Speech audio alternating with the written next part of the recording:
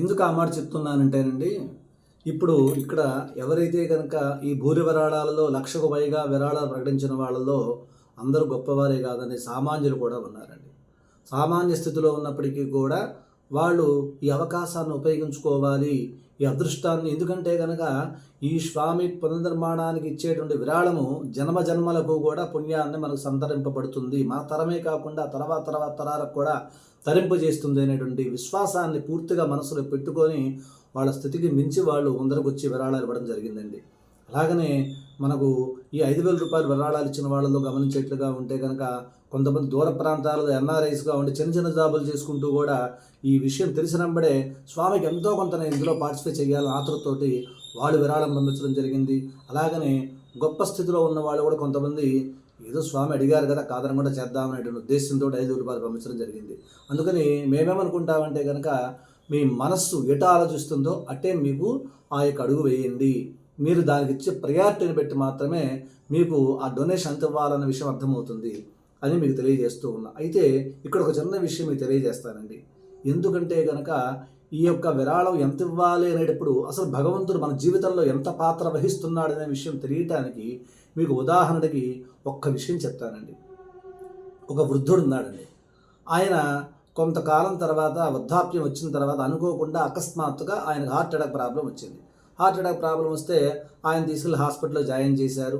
ఇమ్మీడియట్లీగా ఆ అత్యవసర వైద్యం చేశారు. ఆయన వైద్యం ఆ తర్వాత సెట్ అయ్యి ఒక వారం రోజులు 4 రోజులు సెట్ అయిన తర్వాత ఆయన డిశ్చార్జ్ చేశారు. డిశ్చార్జ్ చేసిన రోజున ఆయన కాస్త కుదురుపడి ఆరోగ్యం బయటకు వచ్చిన తర్వాత ఆయనకి బిల్లు చేతిలో పెట్టారు. ఆయన బిల్లు చూసుకున్నట్ట. బిల్లు చూసుకొని ఒక్కసారి ఆయన కళ్ళలో నీళ్ళు వస్తూ ఉన్నాయి.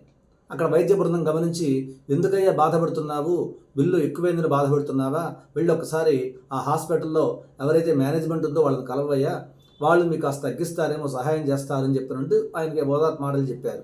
ఆయన ఏమన్నారంటే కనుక నా బిల్లు ఎక్కువైందని బాధపట్టలేదండి, అవసరమైతే ఇంకో 1,00,000 రూపాయలు ఎక్స్ట్రా ఇక్కడ నేను ఇచ్చేయడానికి సిద్ధంగా ఉన్నాను, కానీ నాకు ఇక్కడ ఒక సత్యం గోచరిస్తూ ఉందని చెప్పినట్టు వాళ్ళతో పంచుకున్నాడు ఆ విషయాన్ని. ఏమిటి ఆ సత్యం అని చెప్పినంటే కనుక అయ్యా నాకు 4 గంటల పాటు నా గుండె పనిచేయకపోతే కనుక ఈ గుండెను బాగు చేయడానికి మీ చేతులు పెడితే మీరు బాగు చేసి మళ్ళా నన్ను ఈ డిశ్చార్జ్ చేసే సమయానికి నాకు ఇచ్చిన బిల్లు అంతా అని చూస్తే కనుక 4,00,000 రూపాయలు బిల్లు పడిందనమాట. అంటే 4 గంటలు గుండె పనిచేయకపోతే మీరు నాకు ఇచ్చిన బిల్లు 4,00,000 రూపాయలు ఖర్చు పెడితే కానీ వైద్యము ఈ యొక్క ఆరోగ్యం కుదురుపడలేదు.